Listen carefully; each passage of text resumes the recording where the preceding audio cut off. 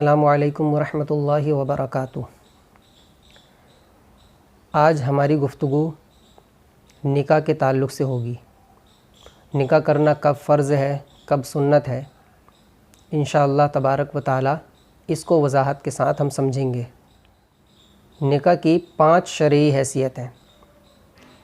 کبھی تو یہ سنت موقدہ ہوتا ہے، کبھی واجب ہوتا ہے اور کبھی فرض، اسی طرح کبھی مکروہ ہوگا اور کبھی حرام۔ اور ان 5 صورتوں میں نکاح کی استطاعت ہونا یہ کامن ہے۔ استطاعت سے مراد کیا؟ نکاح کرنے والا بیوی کو کپڑا پہنانے، کھانا کھلانے اور مہر دینے پر قدرت رکھتا ہو، کیونکہ نبی کریم صلی اللہ تبارک و تعالی علیہ وسلم نے خود ارشاد فرمایا ہے کہ اے جوان، تم اگر نکاح کی استطاعت رکھتے ہو تو نکاح کرو۔ اس سے 2 فائدے ہیں۔ اجنبی عورت کی طرف تمہاری نگاہ نہیں اٹھے گی اور تمہاری شرمگاہ کی حفاظت ہوگی۔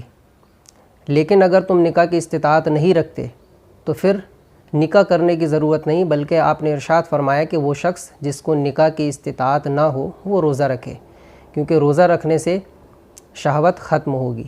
اس لیے 5 صورتوں میں نکاح کی استطاعت یہ کامن ہے۔ اب ہم چلتے ہیں صورتوں کی طرف۔ پہلی صورت سنت موقدہ، اعتدال کی حالت میں، جب نہ تو بہت زیادہ شہوت کا غلبہ ہو اور نہ ہی نامرد ہو، مہر اور نفقہ پر قدرت بھی رکھتا ہو، تو ایسے شخص پر نکاح کرنا سنت موقدہ ہے۔ ایسا شخص جس پر سنت موقدہ ہو نکاح کرنا، اگر نکاح نہ کرنے پر اڑا رہا تو گناہگار ہوگا۔ پھر آگے ارشاد فرماتے ہیں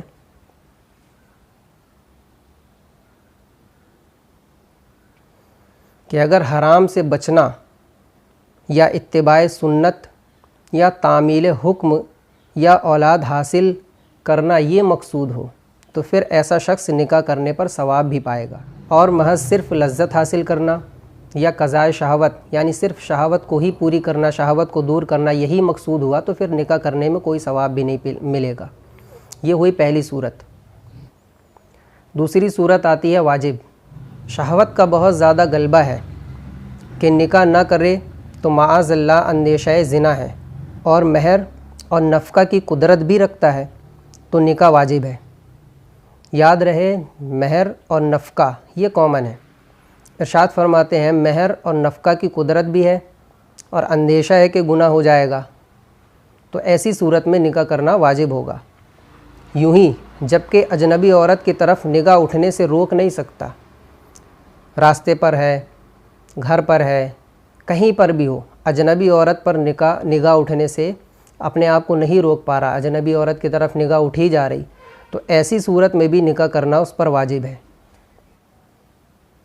یا معاذ اللہ ہاتھ سے کام لینا پڑے، مشت زنی کر لے گا، اس بات کا اندیشہ ہو، تب بھی نکاح کرنا واجب ہے۔ تیسری صورت، زنا کا یقین ہو جائے کہ اب مجھ سے زنا ہو ہی جائے گا اگر میں نے نکاح نہ کیا، تو ایسی صورت میں نکاح کرنا فرض ہے۔ چوتھی صورت مکروہ کی، اگر یہ اندیشہ ہے کہ نکاح کرے گا تو نان و نفقہ نہ دے سکے گا یا جو ضروری باتیں ہیں ان کو پورا نہ کر سکے گا تو نکاح کرنا مکروہ ہے، اور ان باتوں کا یقین ہو تو نکاح کرنا پھر حرام ہوگا۔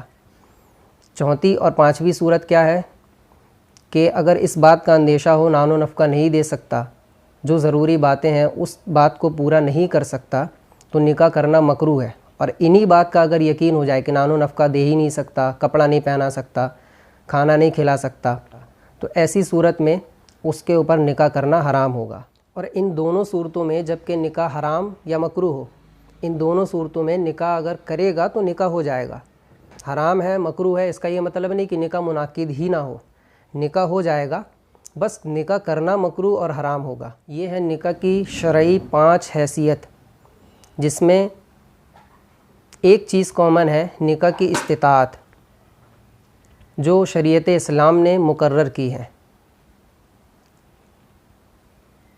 بعض جاہل قسم کے لوگ ٹی وی شوز پر بیٹھ کے، ڈیبیٹ پر بیٹھ کر یہ الزامات لگاتے ہیں مذہب اسلام کی طرف کہ مذہب اسلام عورتوں کو کوئی حقوق نہیں دیتا، مذہب اسلام عورت کے حق کو چھینتا ہے، اور یہ اعتراض کرنے والے صرف غیر مسلم نہیں ہیں بلکہ مسلمان بھی ہیں، تو میں ان جاہلوں کو بتانا چاہتا ہوں مذہب اسلام جب جانوروں تک کے حقوق کی رعایت کر رہا ہے تو کسی انسان کے حقوق کو کیسے پامال کر سکتا ہے؟ ان 5 صورتوں میں میں نے جو بھی بیان کی ہیں، ایک چیز کو کامن رکھا گیا ہے، وہ ہے نان و نفقہ کی استطاعت۔ آپ بتاؤ، کیا یہ قید رکھنا کہ استطاعت ہو تو نکاح کرے، ورنہ نکاح کرنے کی ضرورت نہیں، منع کر دیا گیا؟ خود رسول پاک نے ارشاد فرمایا نا، من استطاع، اگر وہ نکاح کی استطاعت رکھتا ہے تو نکاح کرے، ورنہ نکاح کرے نہ۔ پھر کیا حکم ارشاد فرمایا کہ وہ روزہ رکھے، کیونکہ روزہ رکھنے سے شہوت ختم ہوتی ہے۔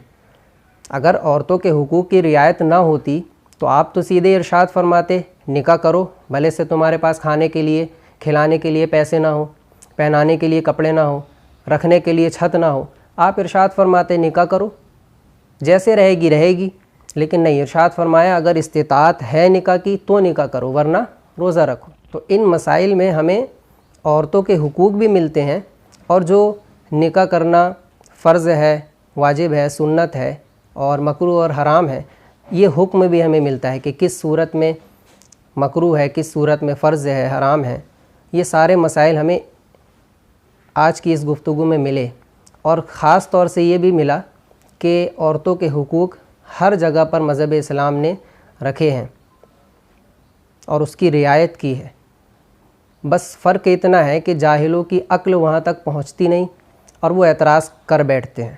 ہمیں اور آپ کو اللہ تبارک و تعالی علم دین سیکھنے کی توفیق عطا فرمائے، اور بیجا اعتراضات کرنے والوں کو کیفر کردار تک پہنچائے۔ السلام علیکم ورحمۃ اللہ۔